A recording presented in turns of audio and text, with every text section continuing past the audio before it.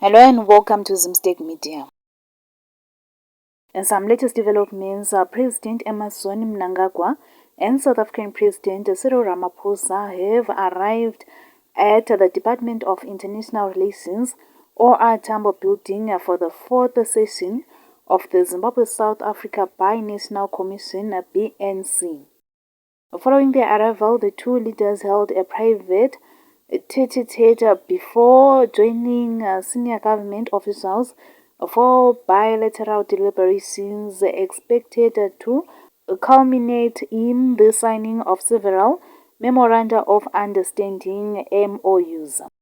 The two-day engagement will focus on strengthening economic trade, energy cooperation, cross-border infrastructure and regional security. The BNC presents an opportunity for the two sister republics to deepen cooperation in areas of mutual interest, President Mnangagwa said. Today we continue to build stronger bridges for sustainable development and shared prosperity within the SADC region, he added. The BNC is the highest bilateral mechanism between Zimbabwe and South Africa, providing a platform to review existing agreements and explore new areas to enhance socio-economic development.